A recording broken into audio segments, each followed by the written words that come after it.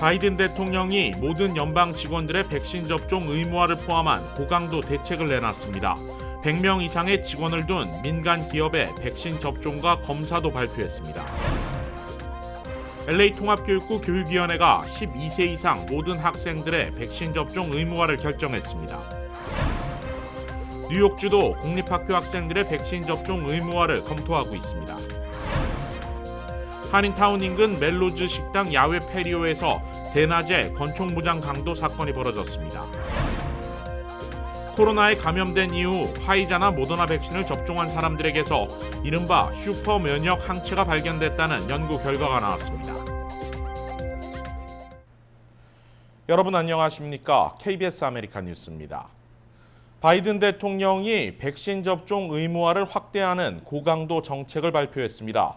연방정부 직원은 물론 연방정부와 거래하는 일반인도 접종 대상에 포함시켰습니다. 김경일 기자가 보도합니다. 델타 변이 확산이 계속되면서 바이든 대통령이 연방정부 직원의 백신 접종을 의무화하는 행정명령에 서명했습니다. 앞서 연방 직원들에게 백신을 맞거나 정기적으로 검사를 하라고 지시했던 것에서 한 발 더 나아가 이번엔 행정명령으로 접종을 의무화했습니다. 연방 직원 210만 명에 연방정부와 계약하고 거래하는 일반인까지 의무화 대상에 포함시켰습니다. The expectation is that if you want to work in the federal government or be a contractor, you need to be vaccinated unless you are eligible for one of the exemptions. 행정명령은 일주일 이내 모든 연방정부 기관의 백신 접종 지침을 계획하도록 규정하고 있습니다. 바이든 대통령은 8천만여 명의 미접종자 중 백신이 식품의약국 FDA 승인을 받지 않았다는 이유로 거부했지만 지금은 FDA로부터 승인받은 백신이 있다며 더 기다렸다 백신을 맞겠다는 핑계는 끝났다고 강조했습니다.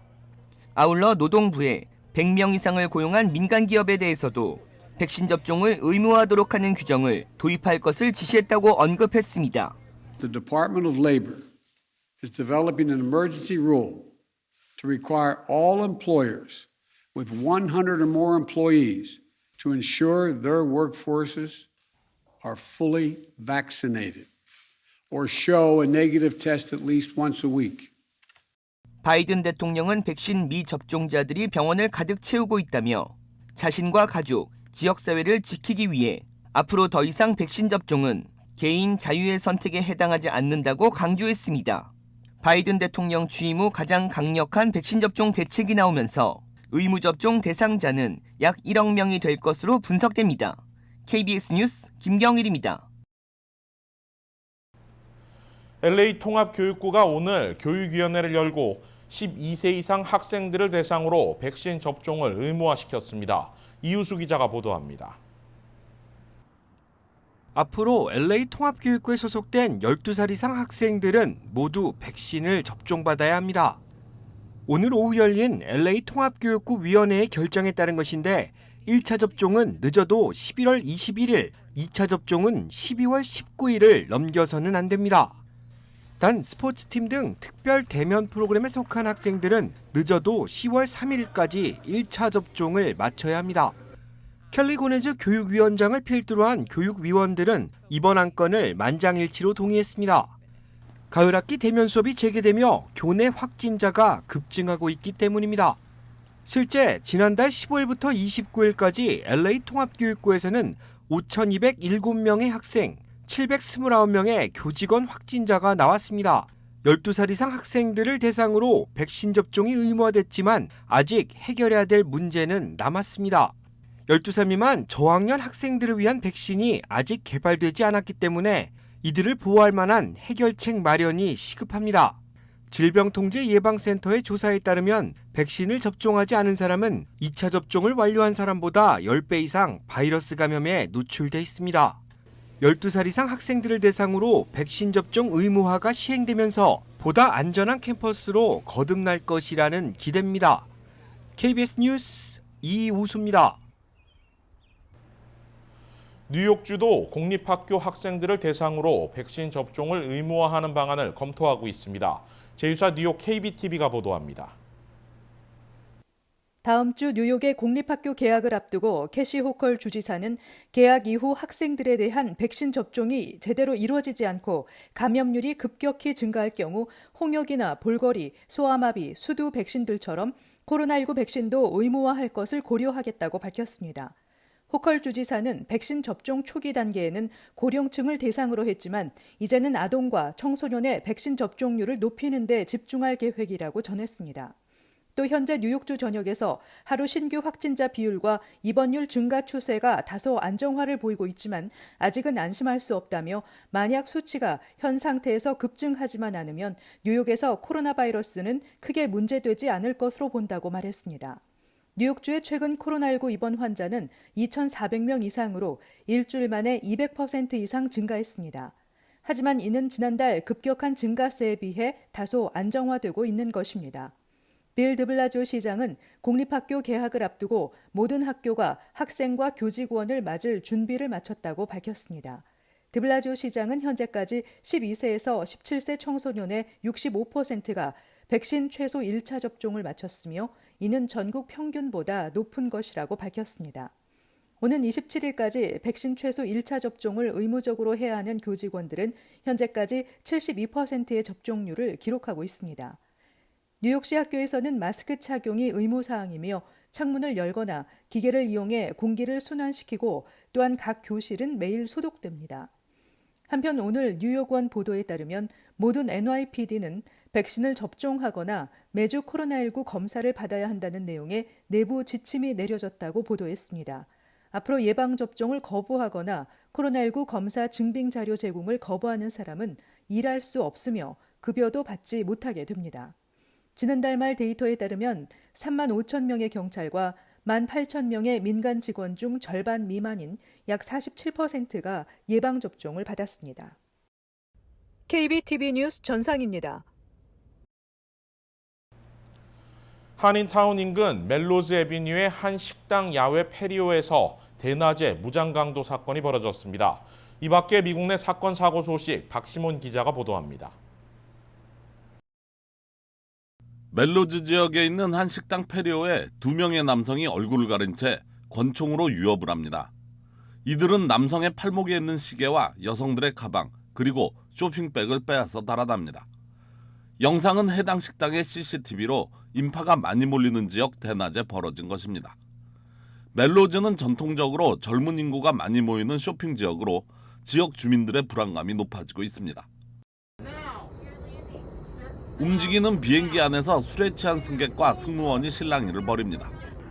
승무원이 계속해서 앉기를 요구하자 결국 승객은 자리에 앉습니다. 자리에 앉은 승객은 계속해서 승무원을 향해 강아지를 흉내내며 으르렁거립니다. 결국 난동을 부린 승객은 LA 공항에 도착하자마자 비행기 내 만취와 무질서한 행위로 체포되었습니다. 해당 항공사는 이번 8월 달만 해도 3,900명의 부적절한 승객이 있었다고 보고했으며 지난해의 경우 최대 100만 달러의 벌금이 부과된 적도 있었습니다. 연방항공국에 따르면 마스크 착용을 거부하고 술을 마시는 경우가 승객의 4분의 3에 달한다고 전했습니다. 콜로라도주 러블랜드입니다. 지역 경찰이 걸어가던 한 여성을 부르며 멈추라고 합니다. 여성이 경찰의 말을 듣지 않고 걸어가자 경찰은 강제로 여성을 제압합니다. 경찰은 불필요한 무력을 사용해 여성에게 수갑을 채웁니다. 해당 영상에 나온 여성은 올해 73세 치매 노인 캐런 가노입니다. 캐런은 인근 월마트에서 14달러 상당의 물품을 구입하고 지불을 하지 않은 것이었습니다. 체포 당시 캐런은 경찰의 힘을 이기지 못해 어깨에 부상을 입었으나 경찰은 보고서 작성 시 부상에 대해 언급하지 않았습니다. 이와 함께 본인에게 유리한 부분만 작성해 보고서를 낸 것입니다. 이 같은 사실이 들통나자 시 당국은 캐런과 그녀의 가족들에게 사과하고 합의금 300만 달러를 지급했습니다. KBS 뉴스 박시몬입니다. 코로나19에 감염된 이후 화이자와 모더나 등 mRNA 계열의 백신 접종을 받은 사람 중 일부에서 슈퍼 면역이 생겼다는 연구 결과가 나와 관심이 모아지고 있습니다. 미국 라디오 언론 매체 NPR은 락펠러 대학 연구진이 지난해 코로나에 감염됐다 올해 화이자와 모더나 백신 접종을 완료한 14명을 대상으로 혈장 샘플을 채취해 분석한 결과 14명 모두에게서 베타와 델타 변이를 비롯한 주요 코로나 변이 6종을 무력화하는 항체를 발견했다고 전했습니다. 이들에게서는 코로나 관련 바이러스뿐만 아니라 지난 2003년 중증 급성 호흡기 증후군인 사스 바이러스에 대항하는 항체까지 형성된 것으로 알려졌습니다. 과학계에서는 항체 양이 많고 유연성도 높아 특정 바이러스의 모든 변이에 대항할 수 있는 면역을 갖춘 경우를 슈퍼 면역 또는 하이브리드 면역이라고 부릅니다. 이번 연구 결과는 논문 사전 공개 사이트인 바이오 아카이브에 실렸는데 이번 연구는 분석 대상이 14명에 그치는 한계가 있으며 논문도 아직 동료 평가를 받지 않은 상태입니다. 어제 캘리포니아주에 내려진 절전 경보가 하루 더 연장됐습니다. 캘리포니아 독립시스템 운영기관 ISO는 전력 대란을 우려해 절전 경보 플렉스 알러트를 오늘 오후 9시까지 연장한다고 밝혔습니다. 경보는 이번 주 내내 폭염이 계속 이어질 전망이라 추가로 더 연장될 가능성도 있습니다. 국립기상청은 더운 고기압이 다음 주 초까지 캘리포니아 지역에 영향을 미칠 것으로 보고 있는데 특히 남가주 밸리와 산악지대에는 폭염이 며칠 동안 이어질 것으로 전망했습니다.